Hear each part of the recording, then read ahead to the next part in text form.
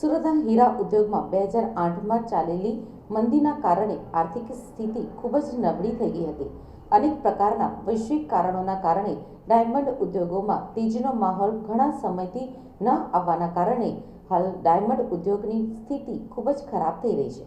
સુરતના ડાયમંડ ઉદ્યોગમાં ભારે મંદી ચાલી રહી છે. છેલ્લા ઘણા સમયથી ઉદ્યોગની અંદર જોડાયેલા રત્ન કલાકારોની આર્થિક સ્થિતિ પણ નબળી થઈ રહી છે. અનેક પ્રકારના વૈશ્વિક કારણોના કારણે ડાયમંડ ઉદ્યોગમાં તેજીનો માહોલ છેલ્લા ઘણા સમયથી ન આવવાના કારણે હાલ ડાયમંડ ઉદ્યોગની સ્થિતિના દિવસે દિવસે ખરાબ થઈ રહી છે. સુરતના હીરા ઉદ્યોગમાં 2008માં આવેલી મંદીના કારણે આર્થિક સ્થિતિ ખૂબ જ નબળી થઈ ગઈ હતી.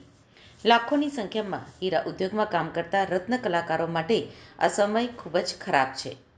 છેલ્લા 1-1.5 વર્ષથી ડાયમંડ ઉદ્યોગની અંદર મંદીનો માહોલ જોવા મળી રહ્યો છે. આજે મોટાભાગની ડાયમંડ કંપનીઓમાં રત્ન કલાકારોને ઓછું કામ આપવામાં આવી રહ્યું છે, જેથી કરીને રત્ન કલાકારોના માસિક વેતન ઉપર પણ તેની સીધી અસર થઈ છે.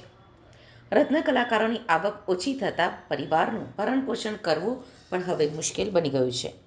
રત્ન કલાકારોને ઘણા ફેક્ટરી સંચાલકો દ્વારા છૂટા પણ કરી દેવામાં આવ્યા હોવાના કારણે આર્થિક સંકળામણથી આપઘાત કર્યા હોવાના પણ કિસ્સાઓ ઘણી વખત સામે આવ્યા છે. અમેરિકામાં પણ મંદીનો માહોલ છેલ્લા ઘણા સમયથી જોવા મળ્યો છે. એટલું જ નહીં, પરંતુ રશિયા અને યુક્રેન વચ્ચે શરૂ થયેલા યુદ્ધની અસર પણ ડાયમંડ ઉદ્યોગ ઉપર છેલ્લા ઘણા સમયથી દેખાઈ રહી છે.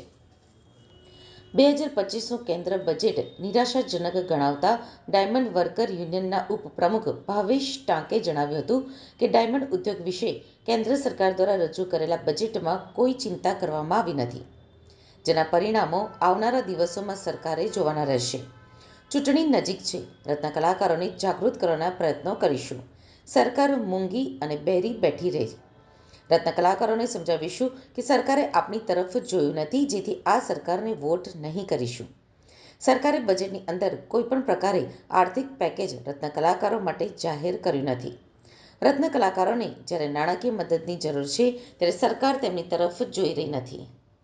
છેલ્લા 2 વર્ષથી હીરા ઉદ્યોગની અંદર ભયંકર મંદી ચાલી રહી છે. મંદીના કારણે અસંખ્ય રત્ન કલાકારો બેરોજગાર બન્યા છે. આર્થિક તંગી અને બેરોજગારીના કારણે 1 વર્ષમાં 50 કરતાં વધારે રત્ન કલાકારોએ સુસાઇડ કર્યા છે. ત્યારે રત્ન કલાકારોને અને અમને એવી આશા હતી કે કેન્દ્રના જે કાંઈ બજેટો આવે છે 2025ની અંદર ડાયમંડ ઇન્ડસ્ટ્રીઝમાં કામ કરતા રત્ન કલાકારોને ખાસી જોગવાઈ આપવામાં આવશે, આર્થિક પેકેજ જાહેર કરવામાં આવશે, કોઈ યોજના જાહેર કરવામાં આવશે. પરંતુ સરકારે રત્ન કલાકારોની અવગણના કરી છે. સરકારે રત્ન કલાકારોની દરકાર લીધા વગર જ જે લોકો આત્મહત્યા કરે છે એને કોઈ પણ સહાય નહીં, જે લોકો બેરોજગાર છે એને કોઈ પણ સહાય નહીં કરીને સરકારે રત્ન કલાકારોની અવગણના કરી છે.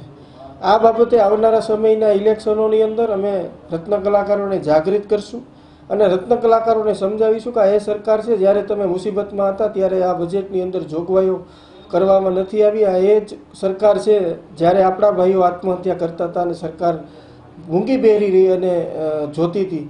તો આ માટે અમે રત્ન કલાકારો સુધી જશું અને એને જાગૃત કરવાના પૂરા પ્રયત્નો કરશું. આખરી નિર્ણય અમે રત્ન કલાકારો પર છોડીએ છીએ કે વોટ કેને આપવો ન આપવો.